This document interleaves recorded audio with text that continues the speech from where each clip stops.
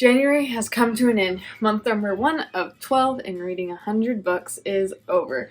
So this year, if you didn't know, I'm trying to read 100 books, which I did accomplish that goal last year. So I'm going to try to do it again this year, which has become a little more difficult doing more school this year. But each month I want to do a recap of the month before, and that way I can look back for my own records and see what did I read that month, what my biggest reading month, what were my favorite books of that month, and it'll be easier for me to remember the best ones that I read. So let's look at the stats for this month. I read 9 books this year. 7 of those were audiobooks, 1 of them was a family read aloud, and 1 of them was a print book that I read. That's 2,821 pages. I read A Room for Hope, A Silken Thread, Good and Angry, Unbroken, The Boys in the Boat, Prince Caspian, Fault Lines, A Love Letter Life, and As Bright as Heaven. And my favorite out of all of those was this book, Good and Angry.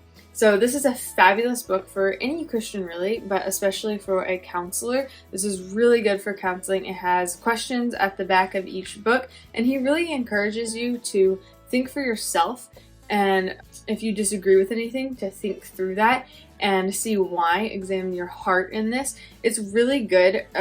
It's about redeeming anger, irritation, complaining, and bitterness. So he talks about the definition of anger and how it is a reaction to injustice and how we can use that anger to do something positive, to have mercy, to make a change instead of just sitting in our anger and sinning in it. So this is a really good book. I actually listened to it and now I have it in print, and I'd probably like to read it again this year now that I have an actual copy. So I might be doing another review of this. We'll see.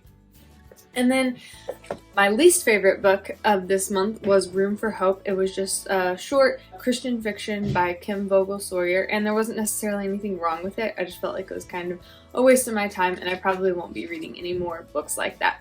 So next month I will be finishing a lot more books, because a lot of the books that I spent a lot of time reading in January, I'm now at the end of them, so they'll be counted for February books. One of those would be like Crime and Punishment. It's like 600 pages, so you can look forward to a full review of that.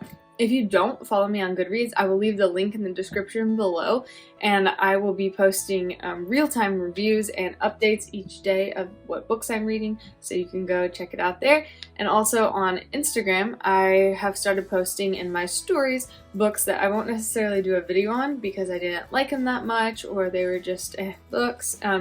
But on my stories, you might see some reviews of those. So you can go follow me at Reviews by Haley. I'll also leave that link below. Let me know what you guys are reading right now. What did you finish in January? What was the best book that you finished? I'd love to know where y'all are at in your challenge. So I am 9 books out of 100. So I think that puts me on track according to Goodreads. I think I'm 1 book ahead. And I hope you enjoyed this video. I will see you next week. Bye.